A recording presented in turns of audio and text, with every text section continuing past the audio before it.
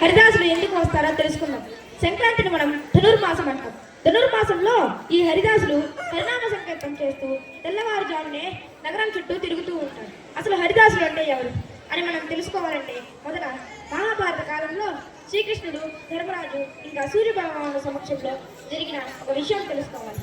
అది ఏంటంటే శ్రీ మహావిష్ణువు అక్షయ పాత్రను సూర్య భగవానుడికి ఇస్తాడు. శ్రీకృష్ణుడి ద్వారా ధర్మరాజుకు సూర్య భగవానుడు అక్షయ పాత్రను ఇవ్వడం జరుగుతుంది. ధర్మరాజు అరణ్యవాసంలో ఉన్న కాలంలో తన తోటి ఉన్న వాళ్ళందరికీ ఆహారం లోటు లేకుండా అక్షయ పాత్రలోంచి భోజనం తీసి వాళ్ళకి పెట్టేవాడు. తరువాత కాలంలో ధర్మరాజుకు పట్టాభిషేకం తరువాత అక్షయ పాత్రలో ఏం చేయాలని శ్రీకృష్ణుని అడగగా అప్పుడు శ్రీకృష్ణుడు 1000 గంటల మండపాన్ని కట్టించి అందులో బ్రాహ్మణులకు భోజనం పెట్టించి ఏ బ్రాహ్మణుడు భోజనం చేస్తున్నప్పుడు ఆ గంటలు మోగుతాయో వాళ్ళకు అక్షయ పాత్ర ఇవ్వమని చెప్పాడు. అప్పుడు అలా చేసినా కానీ ఆ గంటలు మోగలేదు. దానితో మళ్ళీ శ్రీకృష్ణుని అడగా అప్పుడు శ్రీకృష్ణుడు చేత్తాల్వారా అనే వ్యక్తికి ఆ అక్షయ పాత్ర ఇవ్వమని చెప్పాడు. చేత్తాల్వారా భోజనం కాకుండా అక్షయ పాత్రం కాకుండా స్వయం పాకం కావాలని అడిగాడు. స్వయం పాకం తీసుకొని దానిని వండి శ్రీకృష్ణ భగవానుడికి నైవేద్యం పెట్టి ఆయన పూజిస్తాడు. అప్పుడు ఆ గంటలు మోగుతాయి. దానితో అప్పటి నుంచి ఆ చేత్తాల్వారా అక్షయ పాత్రం తీసుకొని పారంపర్యంగా నగరం చుట్టూ లేదా లోకం చుట్టూ హరిదాసులుగా తిరుగుతూ ఉంటారు. ఈ హరిదాసులు 3 రకాలు. మొదటి రకం ఒక చోటు లేదా ఒక స్థలాన్ని ఎంచుకొని అక్కడ హరికథలు చెప్తూ ఉంటారు. రెండవ రకం తుమ్మరును నిలువుగా పెట్టుకొని లోకం చుట్టూ హరినామస్మరణ చేస్తూ తిరుగుతూ ఉంటారు. 3వ రకం ఈ ధనుర్మాసంలోనే అంటే ఈ సంక్రాంతి నెలలోనే తుమ్మరును పెట్టుకొని హరినామ సంకీర్తనం చేస్తూ చిడతలు వాయిస్తూ నగరం చుట్టూ తిరుగుతూ ఉంటారు. మనకు ఈ సంక్రాంతిలోనే ధాన్యం, చెరుకు వంటి పంటలు వస్తాయి. అలాంటప్పుడు ఈ మహత్తరమైన అక్షయ పాత్రలో పిడికొడు ధాన్యం వేస్తే మనకు ఎంతో పుణ్యం లభిస్తుంది అని నమ్మకం.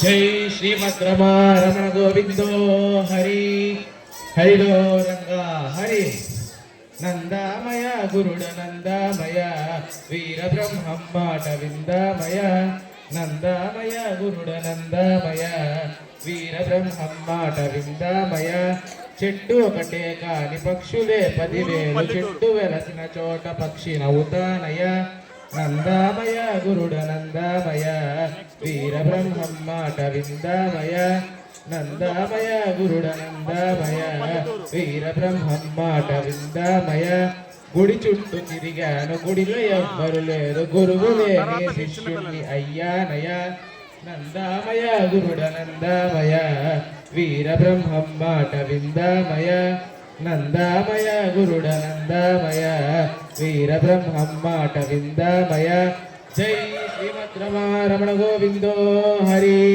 హరిలో రంగా హరి వారు వీరవుతారు వీరు వారవుతారు మిట్ట పల్లాలే కమవుతాయ తూర్పు దిక్కున తోక చుక్క పుట్టి పెద్ద ఘటముల కెసరు పెట్టేనయ నందామయ గురుడ నందామయ వీర బ్రహ్మం మాట విందామయ నందామయ గురుడ నందామయ వీర బ్రహ్మం మాట విందామయ కనకాద్రి శిఖరాన సుమకమ్ము సింహమయ్యేడు దీవుల రాజ్యమేలేనయ గుళ్ళు మింగేవాళ్ళు నోళ్ళు కొట్టేవాళ్ళు ఊళ్ళో చలామణి అవుతారయ నందామయ గురుడ నందామయ వీర బ్రహ్మం మాట విందామయ నందామయ గురుడ నందామయ వీర బ్రహ్మం మాట విందామయ జై శ్రీమద్ రమణ గోవిందో హరి హరిలో రంగా హరి